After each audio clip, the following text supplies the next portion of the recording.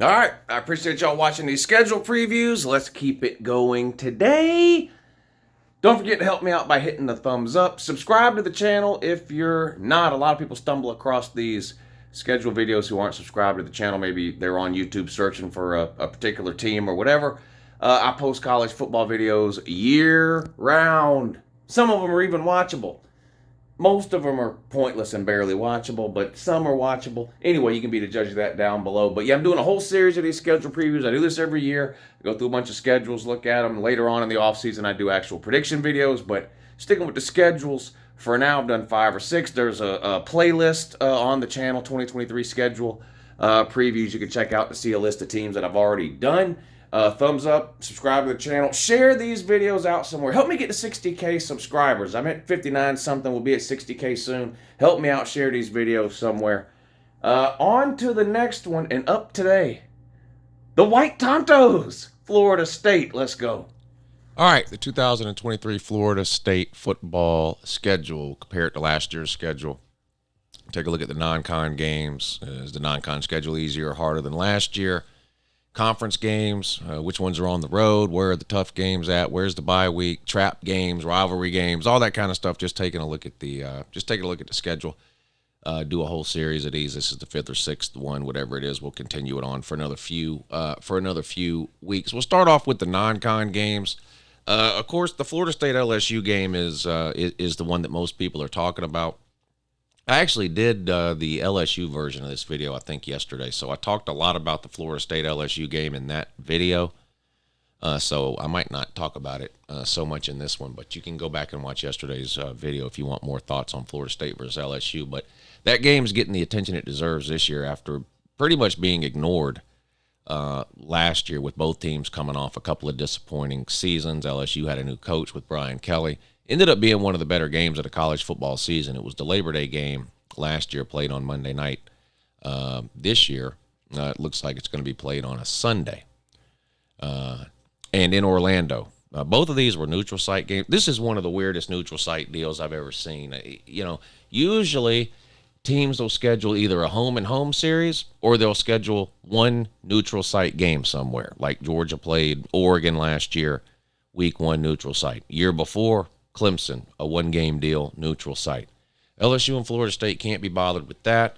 They have to schedule back-to-back games in back-to-back years, both neutral site games in each other's state, but can't be bothered to play these games on the campuses. It's just weird. So last year they played in Louisiana, but not in Baton Rouge, where LSU is. Nope, they played down the road in New Orleans. Same is true this year. They have to play in the state of Florida, but not Tallahassee. That would be dumb. Let's play it down the road in Orlando. This just makes no sense at all. But should be a good game. So, but getting back to the non-con schedule. So last year, Florida State played, of course, LSU. Then they played two kind of, lower level teams. They played Duquesne and Louisiana, the Raging Cajuns in that. If you look this year, they play LSU, and then they play Southern Miss, and then later in the year, North Alabama. So, again, two, lower division teams. And, of course, they finish up the season like they do every year in a non-con game against in-state rival Florida. So, a very similar non-con schedule to last year. Kind of a 50-50 kind of toss-up deal with a Power 5 opponent, LSU. 2 pretty close to guaranteed wins against lower classification schools, and then the in-state rivalry game against Florida at the end of the year. The differences are that this year, of course, they get LSU in the state of Florida, whereas last year they traveled to Louisiana. And this year they have to go to Gainesville to play Florida. Last year the game was in Tallahassee, a home game for Florida State. They dominated. 45-38 after losing several in a row to the Gators. But anyway, let's go through this schedule. They open up with LSU, which last year was actually their second game because they played a week 0 game against Duquesne. This year, it's their first game of the year against LSU, Sunday, September 3rd. And again, it's going to be a great game. Florida State, I think I mentioned this yesterday, but they have the most returning production of any team in the Power 5. Quarterback Jordan Travis comes back, lots of offensive weapons. They cleaned up in the portal. lots of hype around Florida State this offseason heading into 2023. But you say the same thing for LSU. They reached the SEC title game in Brian Kelly's first year, so exceeded expectations there, beat Alabama. They did have the blowout loss at home to Tennessee, and then, of course, the blowout loss to Georgia in the SEC title game before going on to humiliate something called Purdue in a bowl game that nobody watched. But both of these teams ranked in almost everybody's top 10 heading into the preseason. I've seen Florida State ranked as high as 4. And I think ESPN had a ranking out that had Florida State at 4. I have Florida State in my top 10, but I think I have them closer to 8 or 9. I've got LSU at 3 in my most recent preseason ranking, which I'll be updating in about a month after the spring games finish up. But a great game to start off the season in 2023 for Florida State against LSU, Camping World Stadium, Orlando, Florida. Then they play Southern Miss. They played a couple of lower class teams last year. Same thing here. They host Southern Miss. You have to assume Florida State be a huge favorite there. But then back-to-back road games in conference at Boston College and then at Clemson. At Clemson, obviously, one of the tougher games on the schedule this year for Florida State. I mean, the LSU game stands out. The Clemson game stands out. Florida State will probably be a significant favorite in every other game on the schedule. But anytime you play back-to-back games, it can be tricky. Now, I think they should handle Boston College, even though it's on the road. It's the second leg of that back-to-back that's going to be tricky, winning on the road at Clemson. Clemson currently has a 1-game losing streak at home, by the way. Let's not forget to point that out, because the Tater Man has spent the last 3 or 4 years bragging about their home winning streak. Well, they currently have a home losing streak. That's right. They lost to South Carolina at home to end the regular season last year. Now, they went on to win the ACC title before getting humiliated by Tennessee in a bowl game. But the last time Clemson played at home, they lost to in-state rival South Carolina. And, of course, the Clemson fans then immediately rushed the field, because that's what Clemson fans do. They rush the field after losses because why not, I guess.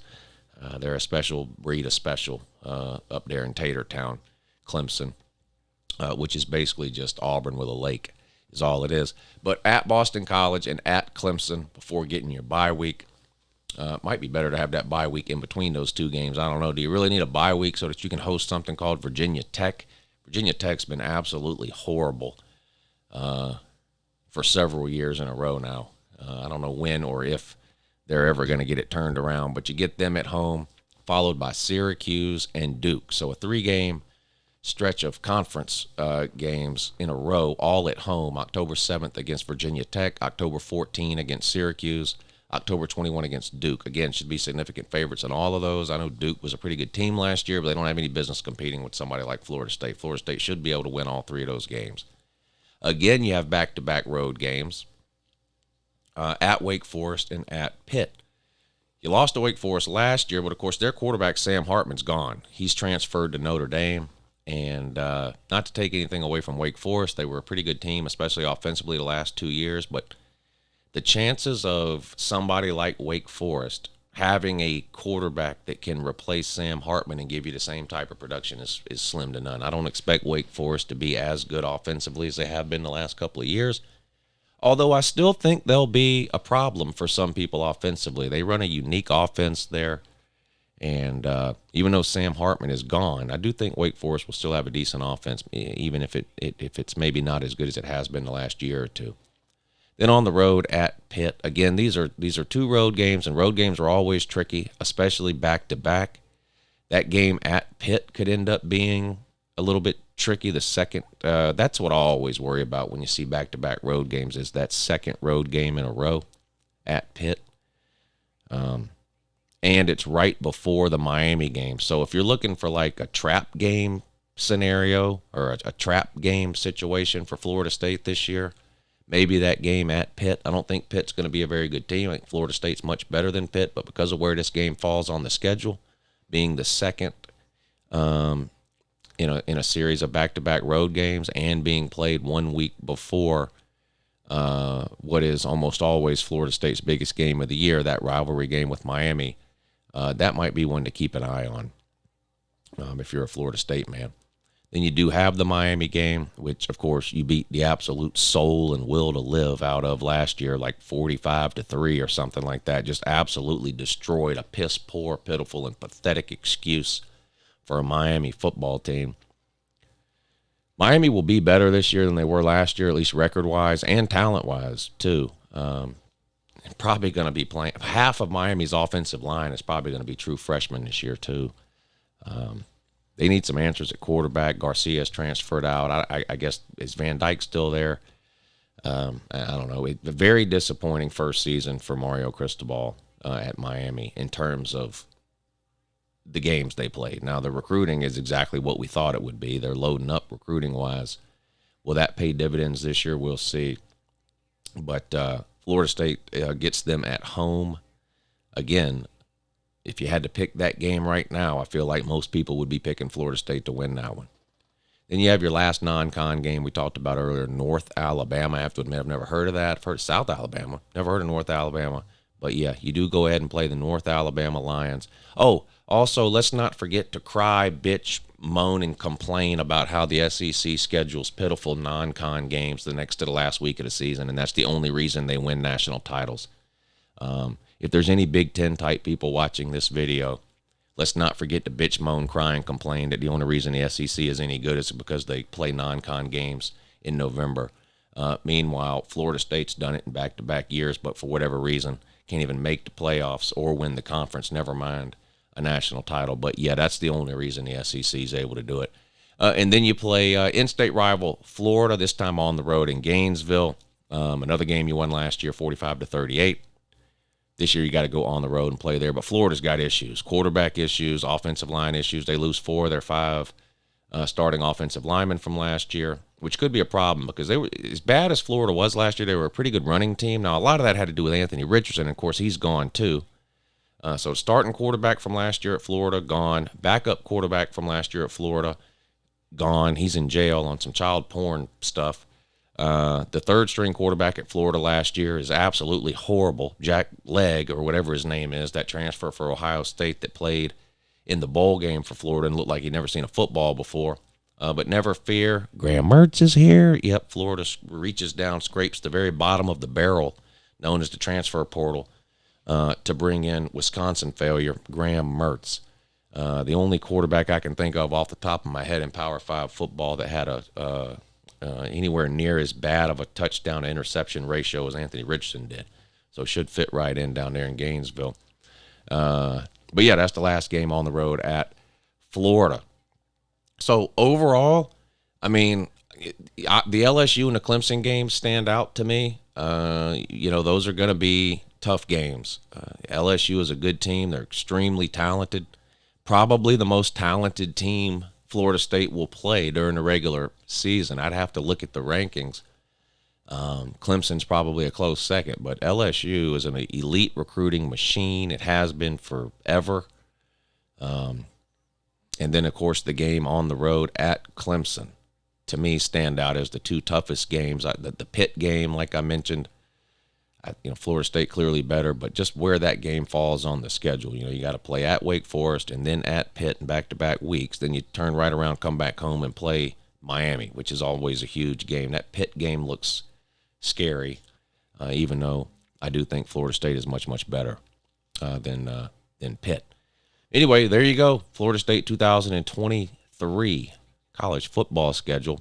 Let me know down below what you think about the schedule. I do my prediction videos a little later on, so a couple of months down the road, May, June, July time frame, we'll go back through all these schedules, and I'll give you a winner and a loser for every single game. But right now, with spring practice going on, spring games coming up next month, I like to just go through these schedules. You can't really make a prediction video or say what you think our team's record is going to be if you don't even know who they're playing, where they're playing, and when they're playing. Like, if I just told you Florida State's playing Pitt, you'd say, well, Florida State's going to win that game, no problem. But once you look where it falls on the schedule, you could see where it could potentially be a problem. My guess, in terms of what most people are going to predict for Florida State, my guess is 9-3 or 10-2 is going to be most people's prediction for Florida State. Where will Uncle Lou land? I'm not sure. That's why I don't do the predictions now. That's why I don't do them now. I try to wait a little while to do them. Anyway, have a good morning.